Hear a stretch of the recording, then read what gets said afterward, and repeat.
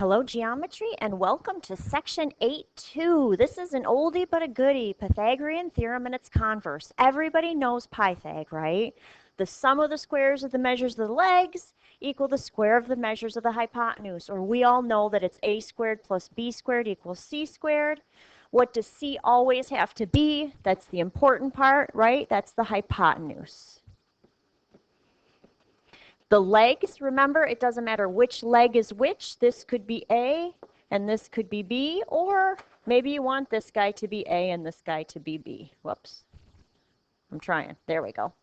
It doesn't matter which one is which because you square both numbers and then you add them. Remember to follow order of operations. You always square first and then add and solve from there. So let's do one example simply because I want to refer back to those radicals and how we weren't going to give rounded answers. We're going to be precise and give answers in radical form. So let's do number one. I think that should be sufficient. Number one, we've got a 3, a 6, and a D. So let's solve for D. Is D a leg or a hypotenuse? It's a leg, right? So we know that that could be A or B or whatever, but we know that we're going to do D squared plus 3 squared equals 6 squared. The important part is this has to be C or the hypotenuse. So just make sure you do that. So that's going to be D squared plus 9 equals 36.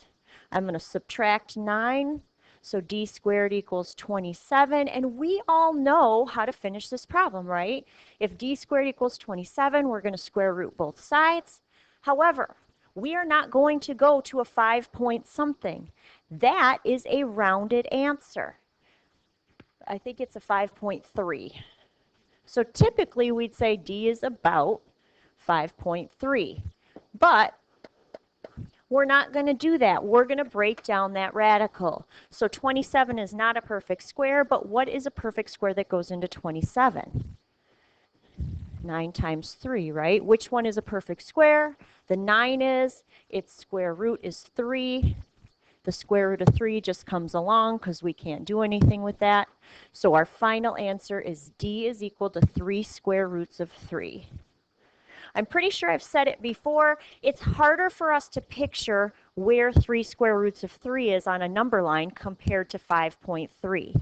However, 5.3 is a rounded number. 3 square roots of 3 is exact. We didn't round anything because we didn't put it into our calculator and have to pick out certain digits and stop writing. So there's our Pythag. We all know how to do that. So let's talk about the converse of Pythag.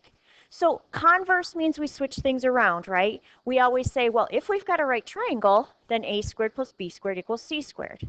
Well, now we're going to flip that. If a squared plus b squared equals c squared, then it is a right triangle. Notice on this diagram, we don't know if c is a right angle. So we test a triangle when we have 3 given sides to see if it is right.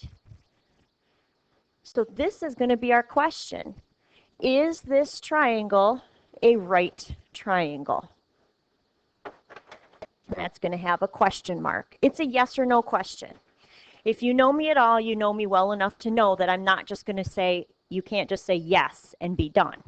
You have to actually check Pythag. So you're going to do the work, see if it works, and then you're going to know that it is a right triangle, so then you can say yes. Your explain or justify your answer is your Pythag setup and check. So before we do a quick example with that, let's talk about a Pythagorean triple.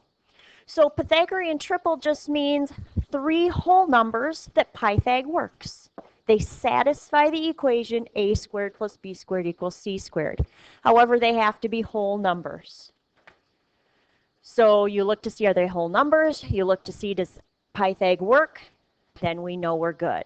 So notice how these directions say, determine whether each set of measures are the sides of a right triangle. Then state whether they form a Pythagorean triple. So first thing, we check Pythag. So let's do number 9 and let's see how this works for us. So if I check Pythag, remember the longest side always has to be C. So the first thing I do is I jot down C. On these three problems, I was really nice and I typed them out with the largest side last, but I could be willing to bet that you'll see some where they put them in different order, so always make sure you pick the largest number for C. C equals the largest, because remember the hypotenuse is always the longest side. So when I do that, I go 9 squared plus 12 squared equals 15 squared. And it's a question. I'm not quite sure yet if it works. Quick little calculator math problems. 81 plus 144. Is that equal to 225? I better rewrite that. 81 plus 144 does indeed equal 225. So check step, Pythag works. So I typed in a little extra. I know that you don't have this on your notes, but this is really what we should put for every problem. Is it a right triangle? Yes or no? Is it a Pythagorean triple? Yes or no? So in this case, Pythag works, right? So yes, it is a right triangle. If Pythag works, are they all whole numbers?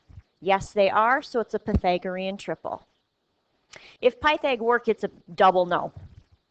If Pythag works, but they're weird decimals or radicals or things that we have to round, then it's a no for the Pythag triple, but a yes perhaps for the right triangle. So let's do number 6, just because 6 is kind of an ugly one. So 4 square roots of 3, 4, and 8.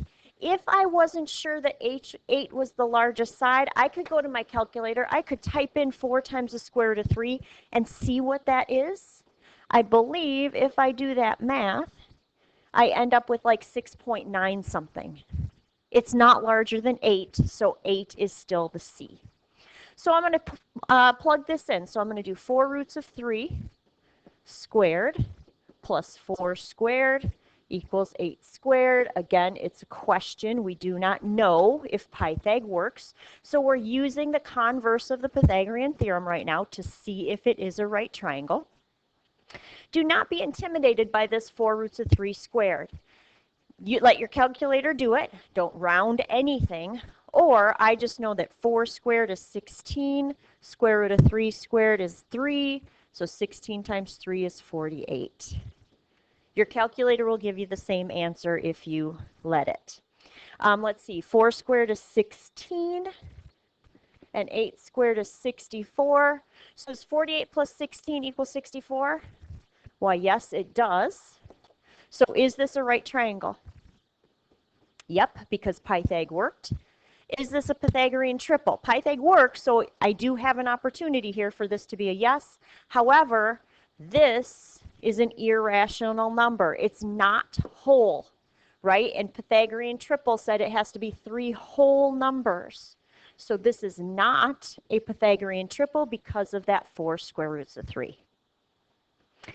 Let's jump back to number 5 just real quick. So 54 is my largest number, so that's my C value. So 21 squared plus 42 squared, is that equal to 54 squared? Again, question mark, we don't know. 21 squared is something like 441. 42 squared, yike, I got to do some quick calculations. 1764 equals 54 squared is like a 2916. Well, 441 plus 1764 comes out to like 2,205. 2205. Definitely not equal to 2916, right? So is this a right triangle? Nope. Pythag didn't work. So can this be a Pythagorean triple then? Pythagorean triple has 2 criteria. They're whole numbers and Pythag works. Well, they're whole numbers, but Pythag didn't work. So that's a big old no. If you get a no for right triangle, it's an automatic no for Pythagorean triple. All right, so that's it for checking Pythag and Pythagorean triples. So let's talk about one last topic, which is really a super cool one. So notice the top diagram, triangle ABC, but it's not right. It's actually acute, right? All three angles are acute. Look at the bottom example here, still triangle ABC. It looks to me like angle C is obtuse, so I've got myself an obtuse triangle. We can use Pythag to tell us what kind of triangle it is. So if Pythag works, it's right. If C squared is less than A squared plus B squared, you've got yourself an acute triangle. I know that we always do A squared plus B squared equals C squared, which means, right, we know that it's a right triangle. I think it's easier to switch this around because I think less than is small, so it's acute. That's why I do that in that order. So if your C squared is less than your A squared plus B squared, you've got yourself an acute triangle. So if your C squared is greater than, larger, right, is greater than, you've got yourself an obtuse triangle. Super cool theorem that we can use. We don't know a ton of stuff. We can find out more stuff later in the chapter, but we can figure out, is this a right, an acute, or an obtuse? And there is a little thing that we have to check first. This comes back from chapter 5.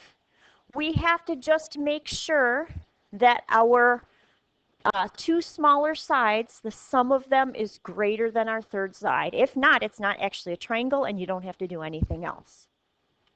Remember, always identify C. C is always the largest side. So in number 7, is 7 plus 14 larger than 16? Sure is, right? This guy has to be C. So 7 plus 14 is greater than 16. Check that off. So now here's what we're going to do. It says determine if it can be the sides. That's what we just did. And then the second sentence says classify the triangle as acute, right, or obtuse.